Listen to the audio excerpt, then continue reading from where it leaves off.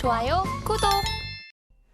글로벌 마켓 리뷰 시간입니다. 함께 하실 분은 다올투자증권 이성웅 차장님 모셔보겠습니다. 어서 오세요. 네, 안녕하십니까. 네, 트럼프와 머스크 그 사이에 줄타기라는 주제로 오늘 시장 문을 열어보도록 하겠습니다. 트럼프 행정부 입각 현실화됐습니다. 네. 정보 효율부 수장이 지명이 된 건데요. 그야말로 올인한 결과를 여과 없이 보여주고 있습니다. 자, 이에 대해서 어떻게 생각하실까요? 우선 이제 트럼프 하면 이제 머스크라는 생각밖에 네. 안 되는 현재 상황이라고 좀 볼 수 있겠는데, 우선 트럼프 2기죠. 공식적인 행정부 입각에 대해서 우선 머스크가 성공했다라는 평가가 좀 나오는 상황인데, 우선 그 전에 이 머스크와 트럼프 이 둘의 인연은 불과 몇 개월 안 됐어요. 초반에 그 전에 했을 때는 서로 약간 비판도 했던 그런 상황이라고 좀 볼 수 있겠지만, 이 대선이 가까워지면서 머스크가 거의 이제 옆에서 붙어 다니시피 그 같이 어떤 연설이나 많은 부분을 했었는데, 이번에 행정부 2기 쪽에서 정보 효율부에 대한 수장으로 공식적으로 임명이 되면서 주식시장 같은 경우는 이제 머스크에 대한 효과 부분을 많이 좀 생각을 하는 그런 상황이라고 좀 볼 수 있겠고, 이 정보 효율부 같은 경우에는 이 전체적인 가이드라인을 계속 제시를 할 가능성이 좀 크다라고 좀 볼 수 있겠는데, 우선 지금 현재 공화당 대선 경선 후보였던 이제 비벡 라마스와미 쪽도 이제 정보 효율부를 같이 이끌 것이라 보면서 대대적인 어떤 이 관료주의나 이런 부분에 있어서 어떤 그 정책과 그리고 견제를 계속할 가능성이 좀 높다라고 좀 생각이 되고 있고요. 지금 현재는 그 세이브 아메리카라는 그 구호를 좀 얘기를 했었고, 또 이제 명칭도 이제 재밌게 또 도지에 대한 부분을 또 인용을 했던 그런 상황이라고 좀 볼 수 있겠는데, 그만큼 이제 이 어떤 이 판도가 정말 이제 현실화되는 과정이 하나둘씩 나타날 가능성이 좀 있지 않을까라고 좀 생각이 되고 있고요.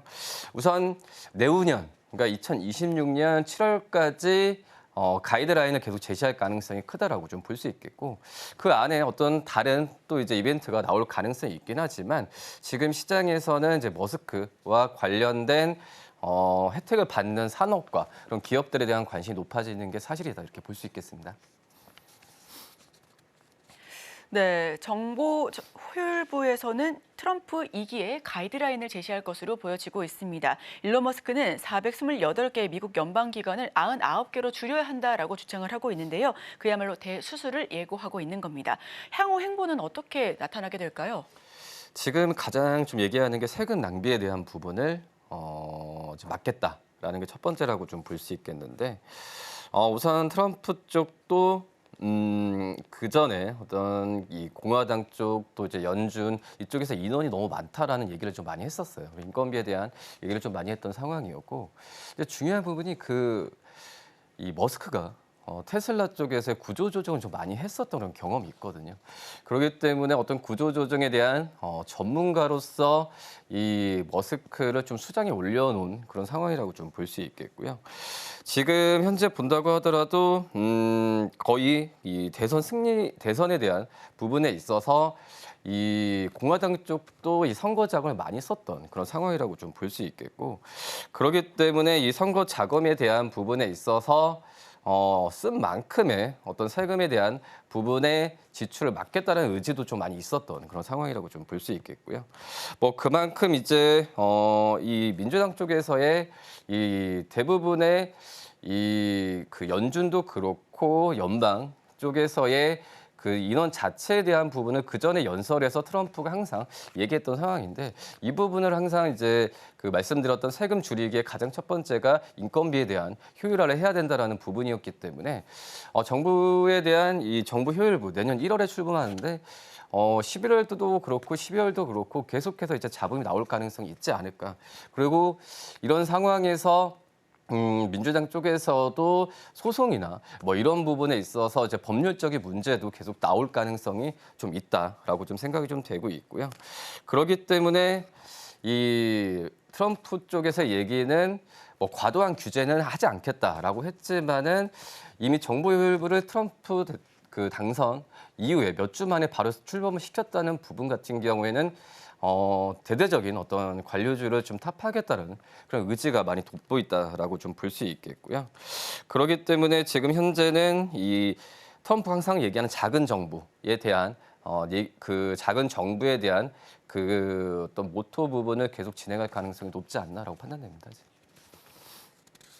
네, 관료주의를 타파하면서 연방정부의 예산 축소 그리고 대규모 구조 조정도 불가피해 보일 것으로 보입니다. 자, 시장에 관심이 쏠리고 있는 곳 바로 연준입니다. 우선은 간밤에 CPI가 예상치를 부합하면서 12월 FOMC 역시 스몰 컷에 나설 가능성이 높다라고 판단이 되고 있는데요. 트럼프 행정부는 연준을 없애겠다라는 말도 하고 있고 다만 이와 관련해서 제롬 파월 연준 의장은 큰 별다른 코멘트를 하지 않는 상황입니다. 이와 관련해서는 연준과 트럼프 2기 행정부 어떤 모습을 보여주게 될까요? 우선 트럼프 당선인은 그 전에 물가 안정을 좀 경제적인 측면에서 얘기하면서 금리 인하에 대한 부분을 당선 전에 좀 얘기를 했었거든요. 근데 지금은 현재는 이제 금리 인하에 대한 얘기도 지금 트럼프 대통령이 좀 많이 하고 있기 때문에 의견은 많이 좀 엇갈리는 것 같아요. 그래서 이 부분을 좀 가봐야 알겠지만 중요한 부분 같은 경우가 트럼프 대통령이 당선 전에 얘기했던 부분이 향후에 연준 쪽에서 금리를 결정을 할 때는 대통령과 합의를 해야 된다라는 그 전제를 좀 깔았었거든요. 그러기 때문에 이 연준 쪽에서의 어떤 의견이나 이런 부분이 연준 쪽에서의 독단적인 그런 상황보다도 지금은 이제 트럼프 쪽, 그러니까 공화당 쪽과의 얘기에 대한 부분을 좀 확실히 해야 된다라고 좀 생각이 좀 되고 있고 지금 시장 같은 경우에는 트럼프 2기, 이제 재무장관으로 지금 키스케어 그룹 창업자죠. 이 스콧 베센트가 지금 부상하고 있는 그런 상황인데 그렇기 때문에 지금은 이 스콧 베센트가 연준 어떤 의장에 대한 좀 얘기도 많이 나와주고 있는 상황인데 그만큼 이제 연준 쪽에서의 연준 쪽과 그리고 트럼프 대통령과의 어떤 신경전은 계속 나올 가능성이 있다라고 좀 생각이 되고 있고 그리고 이제 이 공화당 쪽이 이미 상원 지금 다수당을 지금 확정을 했던 상황인데 하지만 이제 중요한 부분은 이 정치적인 부분이 아니라 이제 법률적인 부분이죠. 법원에서 과연 이 연준의 이런 그 의무나 이런 일들을 과연 이 트럼프 대통령이 정책 쪽과 연결하는 부분을 용인할까? 이 부분도 좀 관건이라고 좀 볼 수 있거든요.